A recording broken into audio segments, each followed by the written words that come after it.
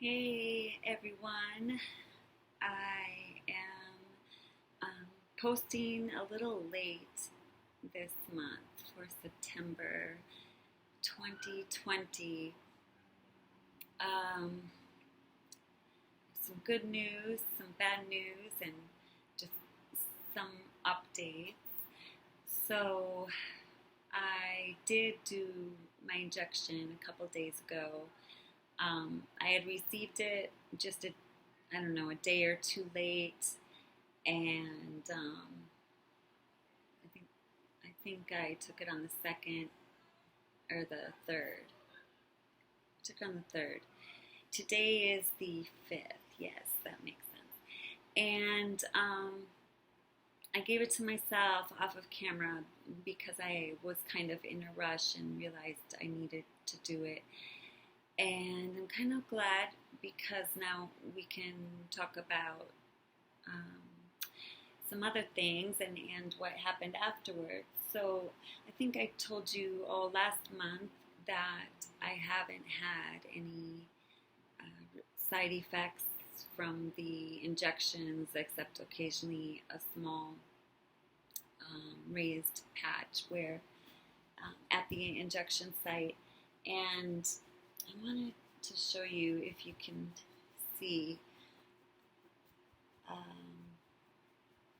that it's actually still here more than 48 hours later. Is that going to be too much? Oh, okay. Can you see that little light bruise right here? And around it it's kind of reddish still. I don't know if the light does not make it easier. Sorry. So, and it's more than 48 hours since the injection. So, last month this happened, just the patch, not the bruise, and it did last more than a day, and it had happened before, but not to that extent at all. And this is the first time I've had bruising. Also, it was a bit painful this time, and I think maybe last month or the month before I had a little more pain with the injection. It's not a lot of pain, and like I can handle it. I'm a person with migraines. I'm a TBI survivor. I've had multiple head and neck injuries. Like I deal with an immense amount of pain on a regular, if not daily, basis. And I can deal with the little pain during an injection and the irritation at the injection site for a couple of days.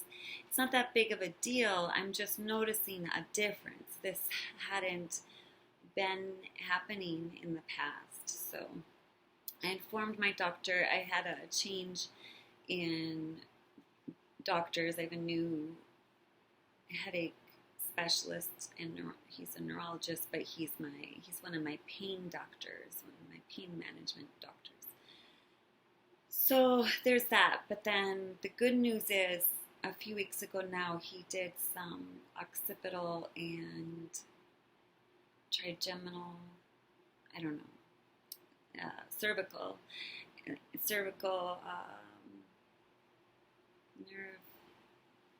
nerve blocks. Can't think of, is that what it's called? Nerve blocks. I want to say that's what it is, but regardless of what it's called, I think they've been helpful to me. He injected something into my forehead and all to my head, neck, shoulders, upper back, and the first several hours it was really weird because there was apparently some numbing agent, so I couldn't, like, everything was numb. It was very strange, but since then I've had migraine's a little less severe. I still have a migraine all the time on my left side. You can see how my left side of my face droops. It's just slightly lower. You can notice most in my eyebrow. But when the migraine gets really bad, it'll get, quite a bit more pronounced, and even my eye will sort of droop, or my lower face sometimes too. So it's a lot of pain around my eye area, left side of my face, my jaw, neck, and the worse it gets, the more it spreads throughout that entire side of my body. And it's almost always left-sided since my most recent car accident injury. So the severity has been slightly lower since the injections. And I'm just going to grab something behind the camera here. I use peppermint essential oil to help me with my nausea. So I have constant concussion symptoms since my last accident, February 1st, 2018. So over 2.5 years ago. So I get really nauseous and dizzy at times, and even talking and thinking and trying to remember things or doing critical thinking makes me nauseous. What a life. So, what else did I want to mention? I mentioned I have a new pain doctor who's a headache specialist and a neurologist. And I have another new pain doctor who's a rehab specialist and has some TBI experience. He's also doing research on psilocybin and pain, and I'm really interested in that. Affording the psilocybin is another thing, but psilocybin for pain, for migraine, for depression, for PTSD, for TBI even, it's something I really want to, learn about. And, well, I've been learning about it, and I really want to be able to try it therapeutically. But of course, he can't provide it to me. He can only offer me guidance and provide me pharmaceuticals which are already approved, or prescriptions for them. But you can maybe tell I'm feeling a little better. So these are some things I've been working out. The injections have been helpful, like I said. The Ajovy injections, I believe, are still helping, but I'm having some negative effect at the injection site. And sorry, I'm just tight and uncomfortable. The injections, the occipital and cervical injections I recently had with the headache specialist, pain management guy. I think those have been helpful. And this schedule, I'm on more of a sleep schedule. So since I don't sleep enough most nights, and even if I do, I get extremely exhausted. My brain, so I think they call it neuroexhaustion, neurofatigue.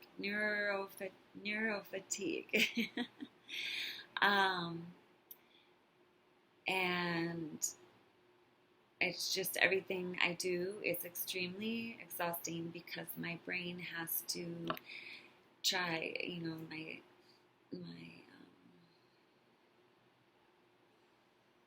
My brain just has a lot of extra work to do. It's hard for me to explain right now, sorry. But my brain needs to do so much work just to function before it processes things that processing is very hard.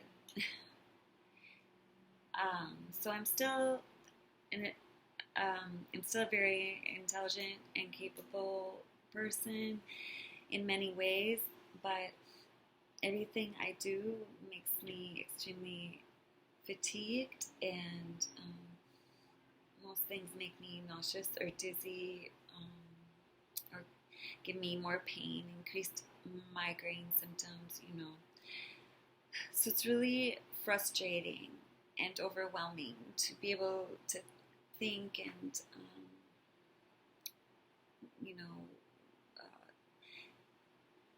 want so many things when I'm just in no shape to,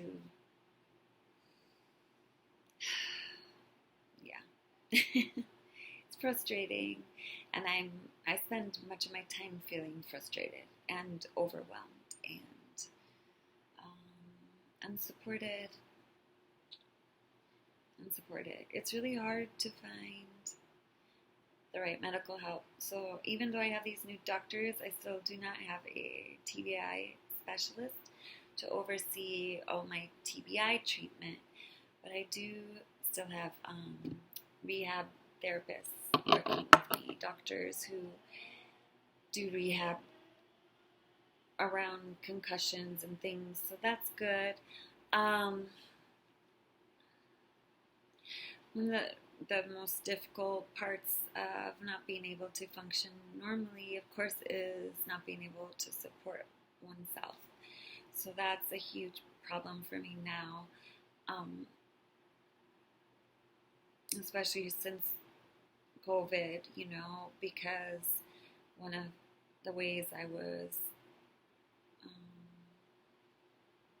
able to just have a home, is I was home sharing, sharing my home. So now I don't have that ability. I haven't been able to do that, and that, I can offer that, but there's a risk associated with that, of course, with the virus, but also there's not the same demand for that. So, yeah, it's become a big problem with just affording day-to-day things, but also I don't have funds to pay for any medical things that my insurance won't cover, and I have Medicaid. Medi-Cal is the California state version. So that's it's been really hard, and I'm not sure how or when that will change. I was hopeful that I might recover more by now and be able to go back to some, working, and more than 2.5 years after my last injury, I am, looking at this, the state I'm in now, and thinking, I don't know if or when I will be well enough to do that again, to work like that, So I really need help finding ways to support myself, and finding ways to get a TBI specialist, and other types of treatments that have been helpful to me in the past that I can't afford any longer. So yeah, and then I wanted to talk a little bit about, some of there's a lot of mis, misperceptions about resources available to people with disabilities, and um, it's really difficult to get help, such as um, like disability, social security disability, or state disability even, or like a lot of people, I don't qualify for some types of disability, and others are extremely difficult to qualify for and may take years. So I'm in the process, for over 2 years now. I've been in the process of applying, or fighting for Social Security. But when, or if and when I do get approved, it's less than $1,000 a month that I would be eligible for, simply because um, I had prior injuries and hadn't worked enough quarters in the last decade to qualify for the other Social Security disability, which is more. It pays more. So it's really difficult, just figuring out how to support oneself, even while you're fighting for that. But still, after, if you do receive that, it's not nearly enough to live on, even in, very affordable parts of the country. It's